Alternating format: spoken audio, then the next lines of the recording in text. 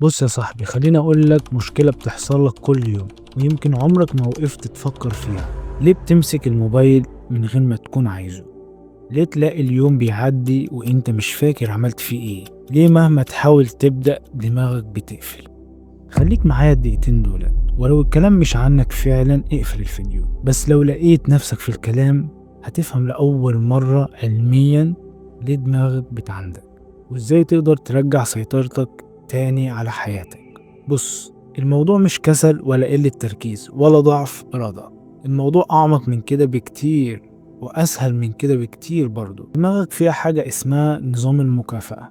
النظام ده ربنا خلقه علشان يشجعك تعمل حاجة مفيدة، تذاكر أو تشتغل أو تتعلم أو تنجز. بس الموبايل بقى بيقدم للدماغ مكافأة أسرع، مش محتاج تعب منك، جرعة دوبامين مجانية من غير ما تبذل أي مجهود منك. تخيل كده معايا الموبايل بيعمل إيه؟ بقى بيعامل دماغنا كأن بيقول لها سيب الشغل وسيب المذاكرة وسيب الصلاة، تعالي خدي دوبامين جاهز كده بسرعة.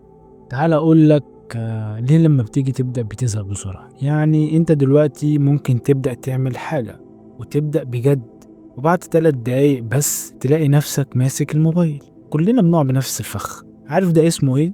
ده اسمه تعود عصبي. المخ اتبرمج ياخد السهل قبل الصعب، وده اللي بيخلي حياتك مش ماشية رغم انك حاولت مليون مرة. تعال بقى يا صاحبي قول لي، كم مرة مسكت الموبايل وانت متضايق؟ كم مرة فتحت فيديو غريب وانت مش عارف ليه؟ كم مرة قلت هبدأ وبعدها بثواني تلاقي الدنيا اتسحبت منك؟ انت مش لوحدك، ده بيحصل لكل الناس اللي دماغهم اتعودت على المكافأة السهلة. عندنا صاحبي 4 حلول علشان نقدر نبرمج دماغنا من تاني. أول حاجة، اقفل الإشعارات كلها. الإشعار مش صوت، ده دوبامين جاهز.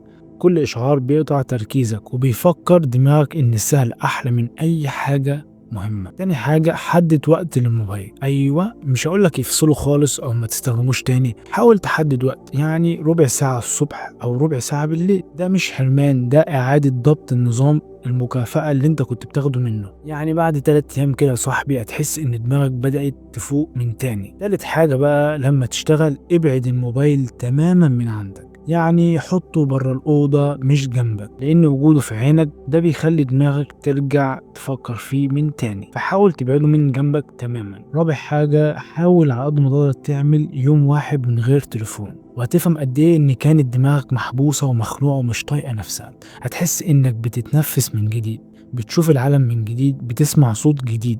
حرفيا هتلاقي نفسك بتكتشف حاجات انت اول مرة كنت تشوفها. دلوقتي خلينا نرجع للسؤال، ليه بتمسك الموبايل وانت مش محتاجه؟ طبعا زي ما قلنا علشان دماغك اتعودت على السهل، والسهل دايما هو اللي بيكسب. بس لما تبدأ تطبق اللي قلته هتفاجئ نفسك قوي. هتلاقي التركيز رجع تاني والطاقة رجعت تاني، وحتى رغبتك في انجاز حاجات مهمة رجعت تاني. ولو حسيت ان الفيديو ده فتح لك حاجات جديدة تفهم بيها نفسك، اعمل اشتراك علشان الجاي اقوى وهيساعدك اكتر. ولو شايف ان هو هينفع حد غيرك دوس لايك علشان يوصل له. اكتب في الكومنتات اللهم صل وسلم على نبينا محمد صلى الله عليه وسلم. يمكن تكون كلمة منك بس سبب ان الفيديو ده يوصل لحد محتاجه. بجد شكرا، سلام.